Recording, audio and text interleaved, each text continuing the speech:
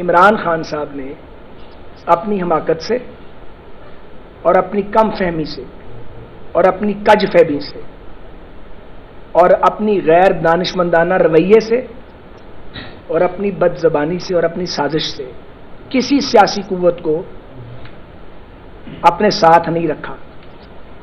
انہوں نے جب انہیں موقع ملا انہوں نے صرف جیلوں کا راستہ دکھایا اور گالیاں دیں اور الزام لگائے. یہی نہیں رکے, جو گھیراؤ کیا وہ بھی سب کو یاد ہے, دھرنا دے کے. اس کے بعد لوگوں کے گھروں تک پہنچے اور پھر محاشے جو تھے وہ جی ایچ کیو تک جا پہنچے, کیونکہ عادت پڑی ہوئی تھی. گو کہ عادت بھی ان کو پچھلی اسٹیبلشمنٹ نے اور پچھلی عدلیہ نے ڈالی تھی, لیکن خود بھی وہ دودھ فیڈر میں دودھ نہیں پیتے تھے, بچے نہیں ہیں, سمجھدار آدمی ہیں اور بڑے جو سیزنڈ پولیٹیشین ہیں وہ ان کے ساتھ بھی تھے.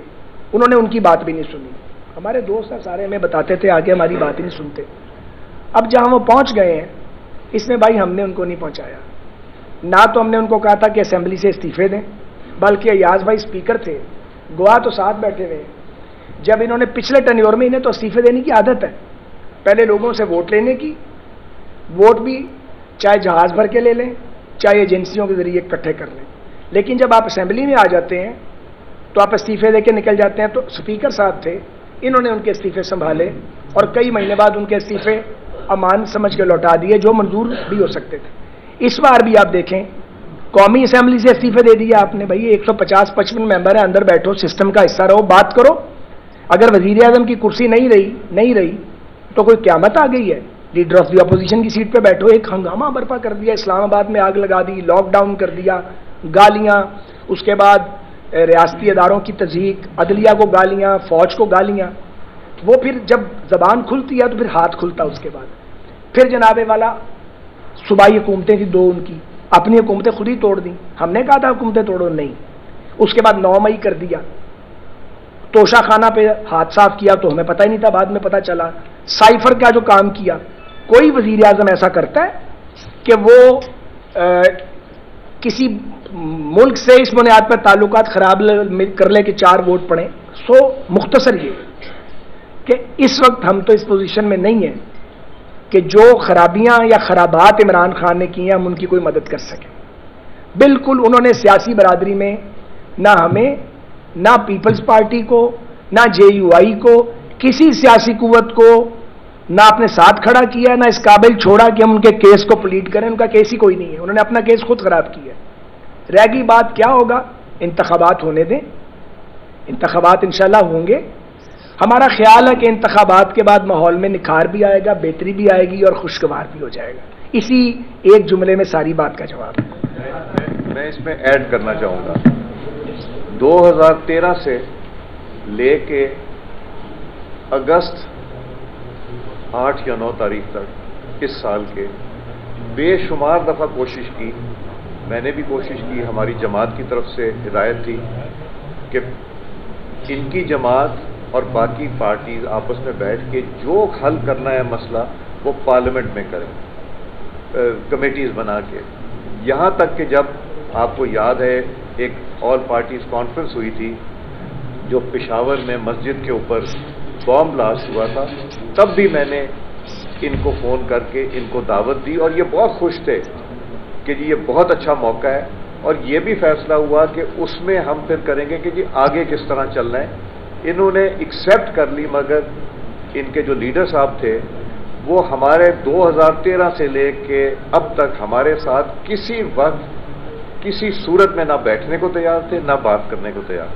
تو سیاسی جماعت جو ہے اس کا تو کام ہی ہے بیٹھنا, بات کرنا اور چیزیں ملک کے مفاد میں سلجھانا.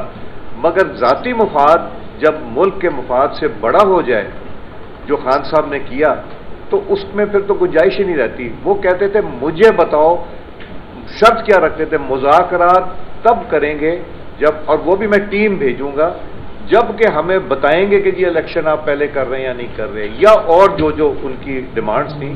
اور وہ کبھی بھی انہوں نے اپنی جماعت کو اجازت نہیں دی. اور جتنی دفعہ ان کی ٹیم ہمارے ساتھ بیٹھی ہے میں نے برملا ان کے منہ پہ سب کے سامنے کہا, اور میں گواہ بھی لے کے آؤں گا, میں کہتا تھا آپ کے پاس اختیار نہیں ہے ہمارے پاس بات کرنے کا، ہم اختیار لے کے آئے ہیں، ہماری یہ پی ڈی ایم کی جو جماعتیں ہیں یا پیپلز پارٹی ہے، آپ لوگ اختیار ہے آپ کے پاس تو آپ آئیے، اگر اختیار نہیں ہے.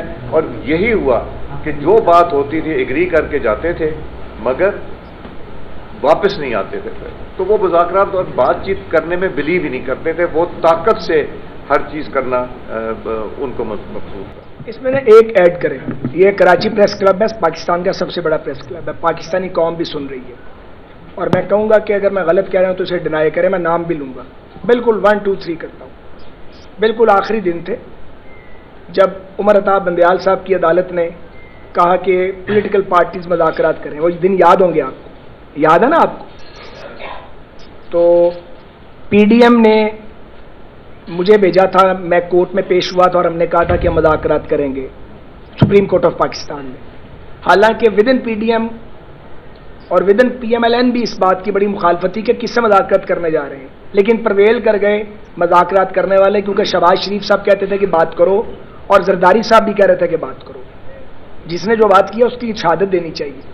سو جیسے تیسے کر کے ہم نے پی ڈی ایم کو آن بورڈ کیا کہ جی بات کرنی چاہیے اور الیکشن کی ڈیٹ مل کے فکس کر لینی چاہیے. ابھی 9 مئی نہیں ہوا تھا، یاد کیجیے، 9 مئی کا دور دور تک کوئی نام و نشان بھی نہیں تھا. سو جناب ٹیمیں بن گئیں. آپ کو یاد ہے پارلیمنٹ ہاؤس میں مذاکرات ہوئے، ڈار صاحب ہماری ٹیم کو لیڈ کر رہے تھے، ادھر سے شاہ محمود قریشی صاحب تھے، ہماری پی ڈی ایم کی پارٹیز تھیں. ایک میٹنگ ہوئی، 2 ہوئی، پھر لاہور میں کچھ سیکرٹ میٹنگز ہوئی. ایک سینیٹر علی ظفر صاحب کے گھر ہوئی، وہ ابھی بھی پی ٹی آئی میں اس کی گواہی دیں گے، اور ایک اعظم نذیر تارڑ صاحب کے گھر میں ہوئی. ایک میٹنگ میں اسد عمر صاحب بھی تشریف لائے جو ویسے مذاکراتی عمل کا حصہ نہیں تھے. ہم قریب آ گئے کہ سپٹمبر کی 30 یا اکتوبر کا فرسٹ ویک ملک میں عام انتخابات ہوں گے، اور ہماری 4 میں سے 3 پوائنٹس پہ ایگریمنٹ ہو گیا. اور پی ٹی آئی کی ٹیم نے کہا کہ ہم عمران خان صاحب سے پوچھیں گے اور we'll get back to you. اور پارلیمنٹ ہاؤس میں وہ میٹنگ ہونی تھی. جب پی ٹی آئی کی ٹیم ان کے پاس گئی کہ ہم نے اپنا ٹارگٹ اچیو کر لیا ہے اور سیاسی اتفاق رائے سے ایک فیصلہ ہو گیا ہے عام انتخابات کا، اور ہم یہ تجویز سپریم کورٹ میں دے دیں گے، اور ظاہر ہم نے بھی وہاں جا کے انڈرٹیکنگ دینی تھی، جواب دینا تھا. بیک آؤٹ کس نے کیا تھا؟ ہم نے تو نہیں کیا تھا. عمران خان صاحب نے اپنی پارٹیوں کا واپس آ جاؤ، مذاکرات توڑ دو. وہ جو لاہور ہائی کورٹ والی تاریخ ہے جو ملا کے دلوائی گئی تھی اسی پہ کھڑے رہو، جو ڈویبل ہی نہیں تھی. چنانچہ پھر 9 مئی ہوا. تو بات یہ ہے کہ جہاں وہ صاحب جا کے پھنس گئے ہیں جس دلدل میں، ہم نے نہیں دھکا دیا. یہ انہیں خود ہی شوق تھا کہ وہ اس مشن پہ جائیں، اب وہ چلے گئے اس مشن پہ. تو الیکشن ہو لینے دیں، پھر الیکشن کے بعد جب پارلیمنٹ کے اندر جس کی نمائندگی ہوگی سبوں سے بات ہوگی نا جی، وہاں بیٹھ کے پھر ایک نیشنل چارٹر بنائیں گے، ملک کو آگے لے کے جائیں گے.